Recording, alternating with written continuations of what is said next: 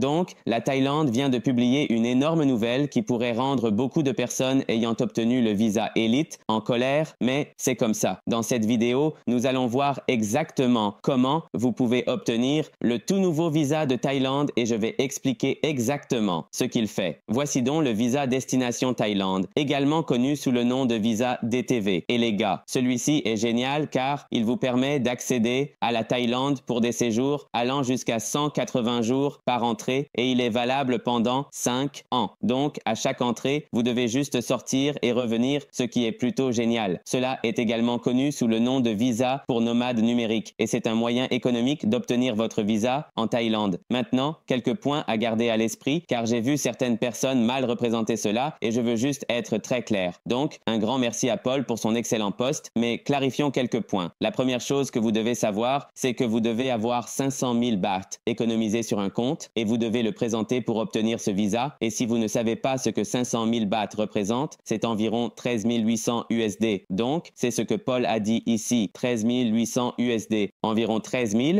et vous devez juste payer des frais de 200 pour obtenir ce visa. Maintenant, en plus de cela, que devez-vous savoir? Il dit ici qu'il n'y a pas d'impôt sur les revenus étrangers, ce qui est vrai cependant. S'il vous plaît, ne confondez pas cela avec la Thaïlande, disant que si vous obtenez ce visa et que vous vivez ici et travaillez ici, vous n'avez pas à payer d'impôts. Ce n'est pas le cas. Si vous passez plus de temps que les 180 jours en Thaïlande, vous êtes en fait un résident fiscal thaïlandais et vous êtes soumis aux impôts thaïlandais.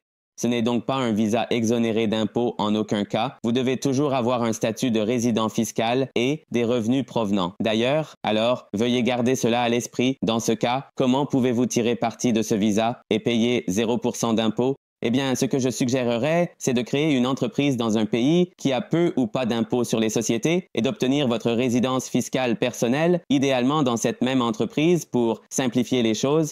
Ici, sur cette chaîne, nous parlons tout le temps de Dubaï. Nous n'avons certainement pas à faire de Dubaï, mais dans notre cas, nous apprécions Dubaï. Nous aimons vivre à Dubaï. Nous aimons les banques de Dubaï. Nous aimons tout à Dubaï. Donc, nous créons des entreprises à Dubaï pour nos clients. Ils obtiendront ensuite la résidence et cette résidence leur permettra d'obtenir la résidence fiscale. Une fois que vous avez cette résidence fiscale, ce qui, soit dit en passant, nécessite de rester au moins 90 jours dans l'année à Dubaï, cela ne doit pas être consécutif, mais tout au long de l'année. Vous passez ce temps, vous obtenez votre résidence fiscale et ensuite vous pouvez aller vivre en Thaïlande, par exemple, avec ce visa. Et tous les revenus gagnés par votre entreprise à Dubaï ne sont pas imposés en Thaïlande. Et c'est exactement ce que cela signifie. Pour clarifier, si vous voulez légalement payer 0% d'impôts, vous devez avoir une résidence fiscale ailleurs. C'est le premier point. Ensuite, vous devez vous assurer que vous n'êtes résident fiscal nulle part en Thaïlande. Vous pouvez le voir ici. Si vous avez séjourné en Thaïlande pendant plus de 180 jours, vous serez un résident fiscal. Importe votre statut de visa. Même si vous êtes simplement un touriste, vous serez un résident fiscal. Et si vous ne payez pas l'impôt, c'est de l'évasion fiscale. Soyez prudent. Faites attention dans n'importe quel pays où vous séjournez, que ce soit en Espagne, au Portugal.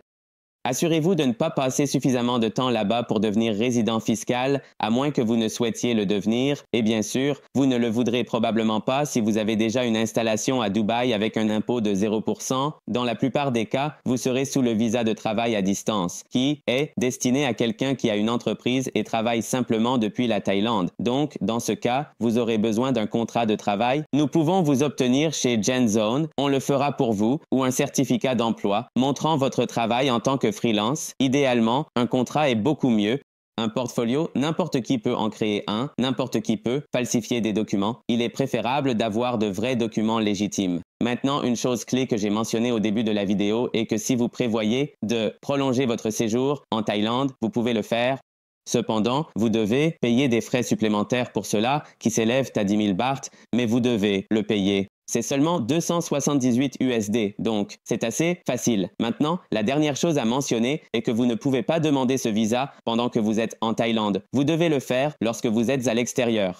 Donc, c'est assez simple, ne le faites pas quand vous êtes à l'intérieur, vous ne pouvez pas le faire. Si vous souhaitez notre aide pour vous aider à démarrer une structure fiscale à 0%, réservez un appel en utilisant le lien ci-dessous. Nous serions plus qu'heureux de vous fournir un guide étape par étape sur la façon dont nous pouvons vous aider.